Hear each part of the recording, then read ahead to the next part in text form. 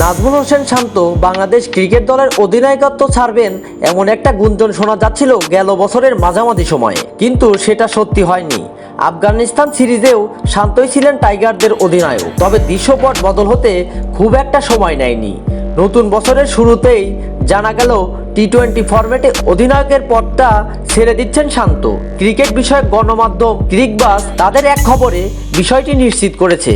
মূলত দক্ষিণ Africa series থেকেই অধিনায়কত্ব ছেড়ে দিতে চেয়েছিলেন নাজমুল হোসেন শান্ত, কিন্তু সেটা গুঞ্জন থেকে আর বাস্তব হয়নি। 2024 সালের টি-20 বিশ্বকাপের পরেই নাকি এমন সিদ্ধান্ত নিয়েছিলেন শান্ত। নিজের ব্যাটিং নিয়ে আরও মনোযোগী হতেই এমন সিদ্ধান্ত নিয়েছেন বলে জানা গিয়েছে। তবে এই দফায় আপাতত টি-20 ক্রিকেটের দায়িত্ব থেকেই সরে আসছেন শান্ত। টেস্ট ও ওয়ানডে অধিনায়কত্ব চালিয়ে যাবেন। ক্রিকবাজ বিসিবির শীর্ষ এক কর্তাকে জানায়, শান্ত শেষ পর্যন্ত আমাদের জানিয়ে দিয়েছে সে আর টি-20 ফরম্যাটে অধিনায়ক থাকছেন না, আর আমরা সেটা মেনে নিয়েছি, কারণ আমাদের এই মুহূর্তে টি-20 ম্যাচ নেই। তবে কোনো ইনজুরি সমস্যা না থাকলে নাজমুল টেস্ট ও ওয়ানডে ফরম্যাটে অধিনায়ক থাকবে, এ বিষয়ে আমাদের কথা হয়েছে। বর্তমানে নাজমুল শান্ত ব্যস্ত আছেন বিপিএল দল ফরচুন বরিশালের হয়ে। নভেম্বরে আফগানিস্তান সিরিজে কুস্কির ইনজুরির পর মিস করেছেন ওয়েস্ট ইন্ডিজের বিপক্ষে পূর্ণাঙ্গ সিরিজ। এনসিএল টি-20 আর বিপিএল দিয়ে নিজেকে আন্তর্জাতিক ক্রিকেটের জন্য ফিট করে তোলার মিশনে আছেন বাংলাদেশের দুই ফরম্যাটের অধিনায়ক।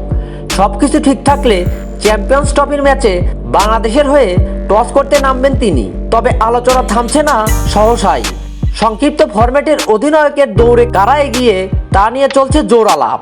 সেখানে বেশ কয়েকজনের নামই শোনা যাচ্ছে ক্রিকেট পাড়ায়।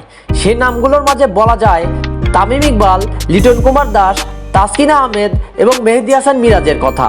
তবে ক্রিকেট প্রেমীরা তামিম ইকবালকেই চায় অধিনায়ক হিসাবে, যদিও সেটা আর সম্ভব না, কেননা তামিম ইকবাল অনেক আগেই টি-20 ছেড়ে দিয়েছেন। সেই দৌড়ে বাকিদের চেয়ে অনেকটা এগিয়ে থাকছেন লিটন কুমার দাস। বর্তমানে ব্যাট হাতে ফর্ম না থাকলেও উইকেটের পিছনে আর অধিনায়কত্বের দিক থেকে বেশ ছন্দে আছেন লিটন।